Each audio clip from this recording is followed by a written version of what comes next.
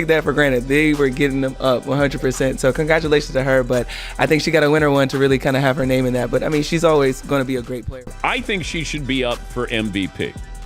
Rookie of the Year, foregone conclusion. JaWilson completely flipped out when Caitlyn Clark was snubbed for the MEP.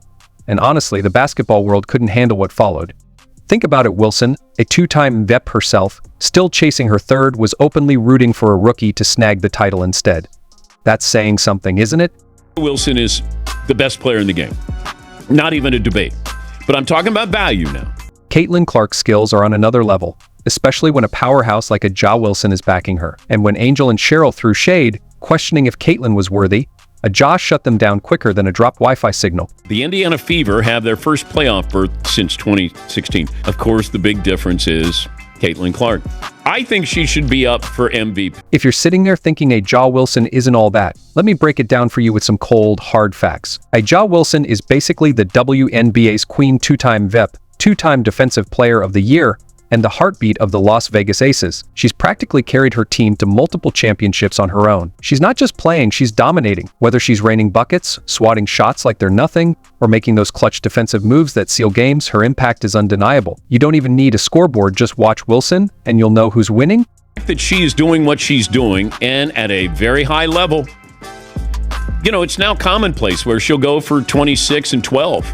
I mean, those are great numbers for any player, no matter how long you've been in the league. Now enter Caitlyn Clark, the rookie with a chip on her shoulder and enough firepower to flip the on ball on its head. Wilson's been ruling this game for years, but Clark, she's not here to play nice or wait in line. Nope, she's kicked down the door, and her rookie season is nothing short of jaw-dropping. Clark's pulling off moves like she's been at it for a decade, going toe-to-toe with vets like Wilson for the MVP right in her debut. Let that sink in. You know you're something special when the reigning VEP you're challenging is out there openly praising your game. No question, the race for Rookie of the Year is over.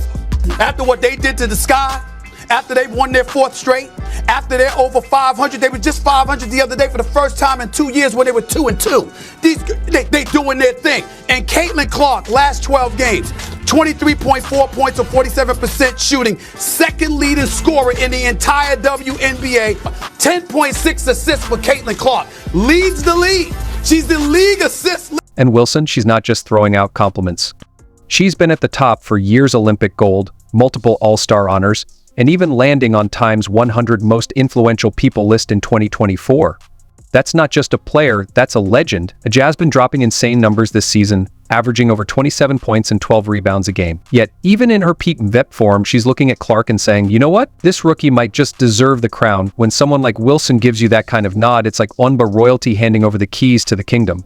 Caitlyn Clark has been flat out balling, and she has elevated her level of play to a point. There is no debate. As Stefan put it, Caitlyn Clark didn't just enter the scene, she crashed through like a wrecking ball on a mission. This rookie isn't fumbling through her debut, she's shattering records and leading her team in points, assists, and steals like it's her day job, with around 17.8 points and 8.3 assists per game. Those aren't rookie stats, they're VEP numbers. And she's not just padding her own stats, she's making everyone around her better. What's wild is how Clark has completely revamped the Indiana Fever. They went from being the league's doormat with a miserable 2-8 record to a playoff hopeful, all thanks to Clark. She's turned them into a must-watch team with a level of leadership and composure that's unheard of in a rookie. She even notched a triple-double and set a new record with 19 assists in a game. 19 assists, that's not just impressive, it's game-changing. One of the most compelling twists in this saga is how JaWilson has expertly balanced her own VEP bid while passionately defending Caitlyn Clark. As a two-time VEP, Wilson understands the grind it takes to hit the top, and she's seen that same burning drive in Clark. Watching the league downplay Clark's achievements lit a fire under Wilson, leading her to question how a player whose shattered expectations could be sidelined for an award that should honor the most valuable player, regardless of experience. But here's where things get messy. Not everyone is thrilled about a JaWilson championing Caitlyn Clark. We've moved beyond just points and rebounds. Now race has entered the fray. Angel Reese and the legendary Cheryl Swoops have stirred the pot, raising a new layer of tension. Reese has suggested that if Clark weren't white, her rise to fame might not have been so swift. While Swoops, one of the game's all-time greats, points out that black players often have to work twice as hard for half the recognition. The MEF debate has morphed into a conversation about media spotlight and racial dynamics. It's divided fans, players, and analysts alike. On one side, there's concern that black players who've been outstanding aren't getting their due. It's because of one person. It's because of me too, and I want y'all to realize that. Like, it's not just because of one person. While others argue that Clark might be basking in a spotlight that's a tad too bright. For a JaWilson, a black woman navigating a predominantly whitewashed sports media landscape, this issue hits close to home. She knows firsthand the hurdles black players face in gaining recognition. Yet, despite this, Wilson stands firm. Caitlyn Clark's performance deserves VEF consideration, not because of her race, but because of her game. When Wilson says Clark's earned her spot in the VEF conversation, it's not just an endorsement, it's a game-changing statement. Wilson's support for Clark is a refreshing stance, proving she's not letting deeper racial issues cloud her judgment of raw talent. You liked an Instagram post last night from Taylor Swift that got a lot of attention. And I'm just curious if you could tell us what that post meant to you, and if you are in fact potentially going to endorse Kamala Harris. Thank you. I think for myself is, I have this amazing platform, so I think the biggest thing would be just to encourage people to register to vote. I think for myself, this is the second time I can vote in an election. At age 22, I could vote when I was 18, so I think do that. That's the biggest thing I can do with the platform that I have, and that's the same thing Taylor did. And I think continue to educate yourself with the candidates that we have, the policies that they're supporting. I think that's the biggest thing you can do, and that's what I would recommend to every single person that has that opportunity in our country. Go, Scott. When asked by a reporter if she would be endorsing Kamala Harris, Caitlyn Clark gave a thoughtful response. She encouraged everyone to do their own research and exercise their constitutional right to vote. However, this stance hasn't been well received by all of her fans. Some have shifted their support to Angel Reese, expressing frustration over Clark's political engagement and her endorsement through Taylor Swift. Despite enjoying her performances, many are now reconsidering their support after her political involvement. Caitlyn Clark broke the record. Oh, actually, let me preface this by saying this ain't no shade to Caitlyn Clark. It's more so shade to her fans that think that she is the savior of the WNBA. Once again, she ain't saved shit. Yeah, she brought a lot of people to the stands, and she's been helping do. She ain't saved shit. I just want y'all to know that. Okay, back to what I was saying. Let me remind you all, in college, when Caitlyn broke the all-time scoring record, not just for women, but for college basketball players in general, she beat everybody's record. She now holds the title for most points scored by an NCAA basketball player, women, men, everybody combined. When she did that, the press run that happened was out of this world. However, Angel just broke the WNBA record for consecutive double-doubles that was held by Candace Parker from 2009. And mind you, this was over 2 seasons, right? The 2009-2010 season. This was over 2 seasons. Angel broke it in 1 season as a rookie in 22 games. That's never happened before. And y'all are sitting here trying to tell me that Caitlyn Clark deserves to be Rookie of the Year over Angel? Be so for real. So what really happened? Caitlyn Clark, the Iowa star and face of women's college basketball, found herself in hot water after liking a Taylor Swift Instagram post that endorsed Vice President Kamala Harris. It might seem like a harmless action, but in the spotlight, even a simple like can spark a media storm. Swift's support for Harris ignited a firestorm of opinions, and Clark's endorsement, however minor, drew intense scrutiny. Fans quickly shifted their focus from Clark's basketball prowess to a heated political debate. Critics attacked her perceived political stance rather than her athletic achievements. Instead of reacting with anger, Clark handled the backlash with grace and poise. She calmly stated that everyone has the right to their own opinions and emphasized that her main focus is basketball.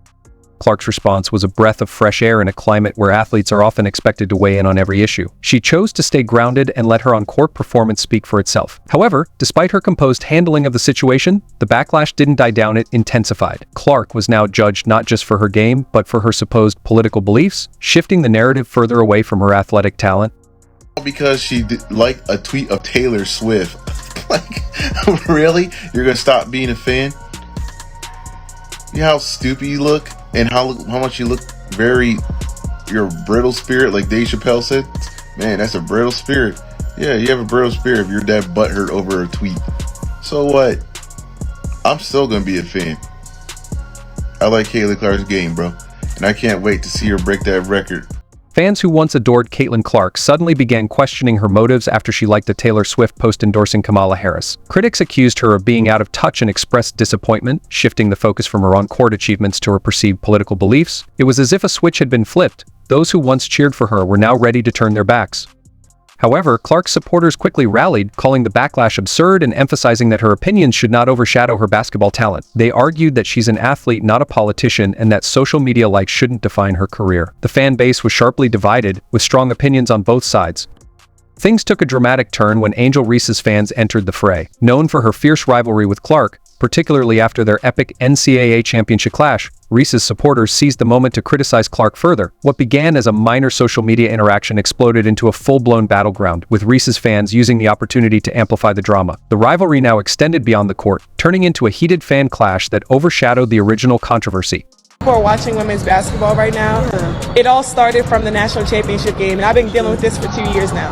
And understanding, like, yeah, negative things have probably been said about me, but honestly, I'll take that because look where women's basketball is. People are talking about women's basketball, but you never would think that we'd be talking about women's basketball. I'll look back in 20 years and be like, yeah, the reason why we watching women's basketball is not just because of one person, it's because of me too, and I want y'all to realize that.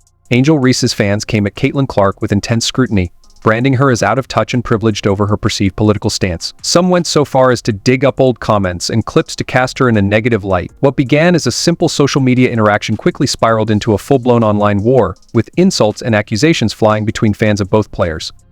The rivalry between Clark and Reese spilled out of the basketball arena and into a chaotic realm of social media politics. What started with a harmless Instagram-like turned into a fierce battleground, with debates shifting from basketball to personal attacks and fan loyalty. Even those with no interest in women's basketball were drawn into the drama.